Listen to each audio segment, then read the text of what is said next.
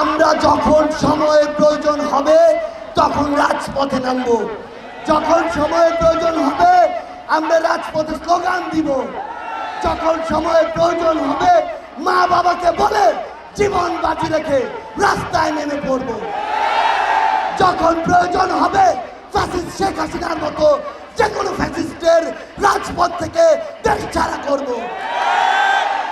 আবার যখন প্রয়োজন হবে তখনই এই 24-এর মতো আরো গণ অভ্যুত্থান ঘটাবো।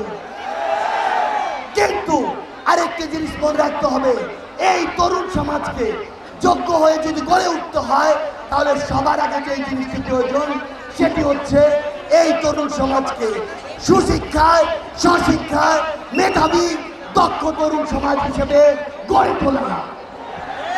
আমরা আমাদের জায়গা থেকে বিশ্বাস করি, আমরা যখন ছাত্র তখন আমাদের অসংখ্য কাজ থাকতে পারে, কিন্তু আমাদের প্রধান কাজ হচ্ছে পড়াশোনা করা।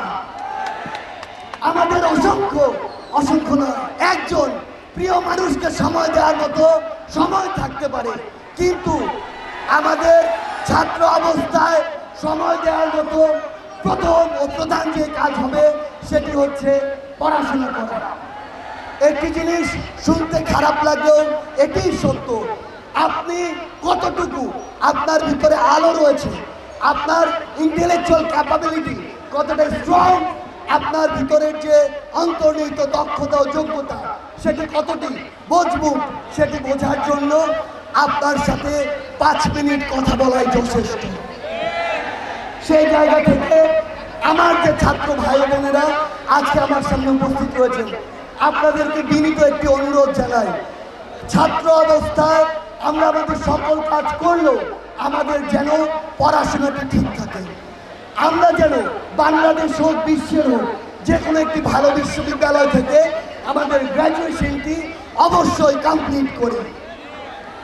আপনাদেরকে আমি অনুরোধ করব, যখন ক্লাস চলবে তখন ক্লাসে যাবেন, যখন খেলার মাঠে থাকার সময় হবে তখন খেলার মাঠে থাকবেন, যখন রুমে থাকার সময় হবে তখন রুমে থাকবেন। কিন্তু একটি জিনিস মনে রাখবেন, আপনার সময়ের, আপনার মূল্যবান যে যোগ্যতা এবং দক্ষতা সেটি যদি কেউ অপব্যবহার করে তাহলে কখনোই তার উদ্দেশ্য ভালো ছিল না, ভালো থাকতে পারে না।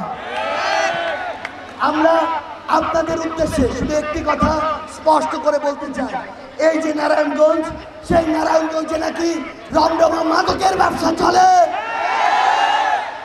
যারা, যেই সিন্ডিকেট, যেই মানুষগুলো আমার এই তরুণ প্রজন্মকে মাদক দিয়ে সুপথ থেকে বিপথে নিতে চায়, তাদের পক্ষে কখনো ছাত্র জনতা দাঁড়াতে পারে না।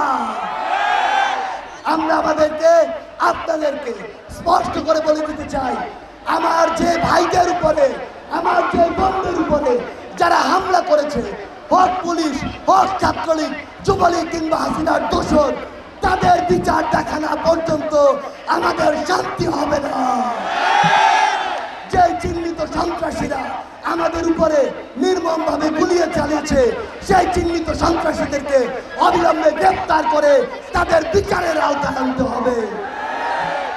আমরা নারায়ণগঞ্জবাসীকে একটি জিনিস বলে দিতে চাই, যখন কেউ ওই সিলেটের নাম জানতো না কিংবা রংপুর, রাজশাহী, খুলনা এসবের নামও জানতো না, তখন ঐতিহ্যবাহী একটি শহর ছিল এই নারায়ণগঞ্জ, যাকে বলা হতো প্রাচ্যের ডান্ডি। সেই নারায়ণগঞ্জের গর্বিত সন্তান হচ্ছেন আপনারা। সেই জায়গা থেকে আপনাদের উপরে এই দায়িত্বটুকু বর্তায়, কিভাবে ভালো দিকগুলোতে আপনারা বাংলাদেশের শ্রেষ্ঠ একটি জেলা হয়ে উঠবেন, কিভাবে বাংলাদেশের প্রত্যেকটি জায়গায় আপনাদের প্রতিনিধিত্ব থাকবে। একটি জিনিস মনে রাখবেন, সংসদে ডিসিশন মেকিংয়ে, পলিসি মেকিংয়ে আপনাদেরকে আমরা আগামীতে অনেক বেশি দেখতে চাই। কারণ দিন শেষে আপনি কি খাবেন, কি পড়বেন, কিভাবে চলবেন, কিভাবে আইন তৈরি হবে, কিভাবে গার্মেন্টস চলবে, কিভাবে আইন শৃঙ্খলা বাহিনী চলবে, সবকিছু নির্ধারিত হয় ওই সংসদ থেকে।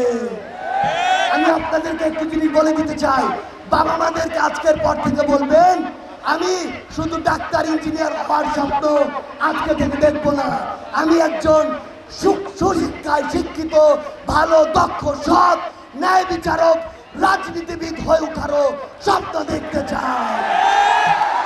পরিশেষে আমার নারায়ণগঞ্জের রক্তক্ষয়ী 24-এর সংগ্রামের ছাত্র জনতা ভাই ও বোনদের উদ্দেশ্যে শুধু একটি কথাই বলতে চাই, কোনো অপশক্তিকে কোনোভাবে 24-এর ছাত্র জনতার অভ্যুত্থানের যে স্পিরিট, সেই স্পিরিটকে প্রশ্নবিদ্ধ করার মতো কোনো কাজ আপনারা কখনোই করতে দিবেন না। আমি বিশ্বাস করি 24-এর অভ্যুত্থানের যে স্পিরিট, এই স্পিরিটকে সামনে রেখে নতুন একটি পলিটিক্যাল ডিমান্ড নিয়ে আগামীর বাংলাদেশ যেখানে যাবে, সেই বাংলাদেশের নেতৃত্বের প্রথম সারিতে থাকবে নারায়ণগঞ্জের এই রক্তক্ষয়ী সংগ্রামের ছাত্র জনতা।